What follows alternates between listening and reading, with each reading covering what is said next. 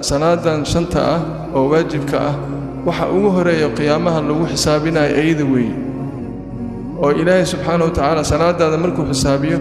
wuxuu leeyahay malaa'iktu wuxuu oo la miisaamo salaadaada nusqaan hadii ku gasho Ilaahay wuxuu leeyahay malaa'iktu la hadlaa wuxuu leeyahay adoonkeyga wax oo sunno ah oo salaadiisa nusqaanka galay oo uu buuxiyo ma leeyahay may hadii la yiraahdo dad kale ma laga soo qaada marka salaada nusqaan way baxra ku jirtaa salaada nusqaan way baxra ku jirtaa naarta halis u tahay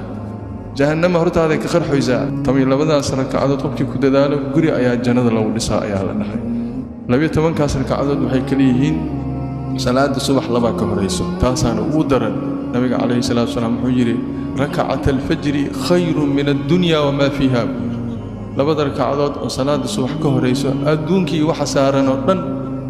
iyada ka khayr badan salaada subax ma haya waa laba rakacadood oo sunnada ku nabiga xataa soo jiran ama soo musaafir ah kama tagi jirin labadaas rakacadood ciyaar ma ka tagin maxay la adduunkii waxa saaran adduunka ma saaran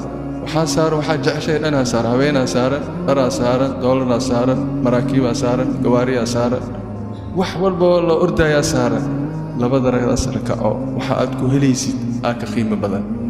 marka laba rakacadood taas weey duhurka afar ka horeyso labana waa ka dambeysaan lix weey ilaa labadii subax ku dar 8 Soomaha salaada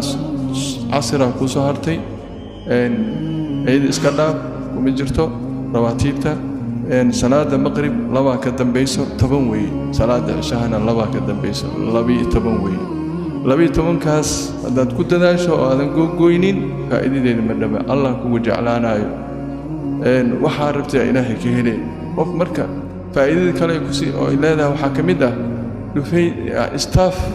ama waardiyo waxay ka tahay shanta salaadood nin 12 rakacadood ku dadaalayo oo loo dirsanin dhici karto 5 rakacadood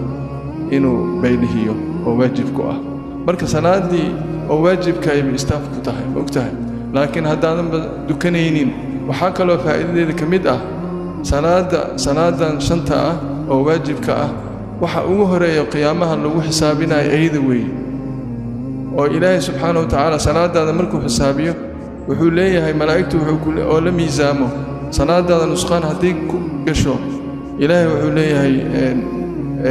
malaa'iktu la hadlaa wuxuu leeyahay adoonkeyga wax oo sunno ah oo salaadiisa nusqaanka galay oo uu buuxiyo ma leeyahay may hadii la yiraahdo dad kale ma laga soo qaada marka salaada nusqaan way baxra ku jirtaa salaada nusqaan way baxra ku jirtaa naarta halis u tahay jahannama hortaada ka qarxaysaa oo u jeeda miisaankina waa arkaysaa